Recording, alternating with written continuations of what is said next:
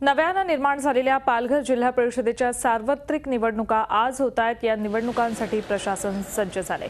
पालघर जिल्हा परिषदेच्या 57 जागा आणि त्याचबरोबर पालघर, वसई, डहाणू, जव्हार, वाडा, मुखाडा, तलासरी, विक्रमगड या 8 पंचायत समित्यांच्या 114 जागांसाठी ही निवडणूक होतीये। बहुजन विकास आघाडी, शिवसेना, भाजप स्वतंत्र लढत असून काँग्रेस आणि राष्ट्रवादी मात्र ही निवडणूक एकत्रित लढवत आहेत। जास्तीत जास्त मतदान व्हावं यासाठी सार्वजनिक सुटीही जाहीर करण्यात आल्याची माहिती पालघरच्या जिल्हाधिकाऱ्यांनी दिली आहे।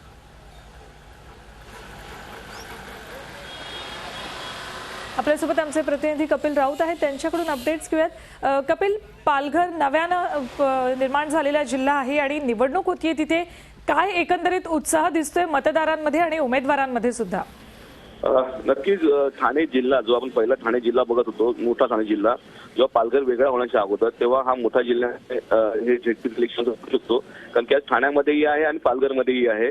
पालघरमध्ये 57 ठिकाणी झेडपीचं इलेक्शन होते, जिल्हा परिषदेचं इलेक्शन होते। सर्वात महत्त्वाचं म्हणजे इथे आघाडीला आपली कसर दाखवायची आहे, कारण जर आपण 2 इलेक्शन बघितले आमदार आणि खासदारकीचे, ते आघाडीला मोठी पिछाडी मिळालेली आहे। बीजेपीचं वर्चस्व वाढलेलं आहे, त्यामुळे बीजेपी स्वतंत्र लढते, सेना स्वतंत्र लढते, यांची युती नाहीये।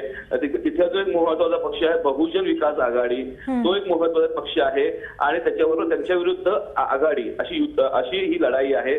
त्यामुळे ही एक सराव परीक्षा बोलू शकतो, कारण की त्या येणाऱ्या काही इलेक्शन्स आहेत ठाण्यामध्ये, नगरपालिकेचे इलेक्शन असतील, कल्याण डोंबिवलीमध्ये असतील किंवा मग पालघरमध्ये काही येणारे इलेक्शन्स आहेत, त्याची ही सराव परीक्षा बोलू शकतो। त्यामुळे प्रत्येकाने आपली कस लावलेली आहे, आघाडीने आपली कस लावलेली आहे, कारण आघाडी संपुष्ट तिथे पूर्णतः आलेली आहे। काँग्रेसची एकच जागा पालघरमध्ये होती, तीही गेलेली आहे त्यांच्या हातून। त्यामुळे आघाडी पुरुष आहे आपल्या पक्षाला, त्यासाठी धडपड करतात। तर दुसरीकडे युती न होता आता सेना आणि बीजेपी वेगवेगळे लढत आहेत। बहुजन विकास आघाडी मोठा एक पक्ष आहे, त्यामुळे या सर्व निवडणुकीकडे सर्व राजकीय लोकांचं बारीक लक्ष आहे। धन्यवाद कपिल या संपूर्ण माहितीबद्दल। झी 24 तास रहा एक पाऊल पुढे।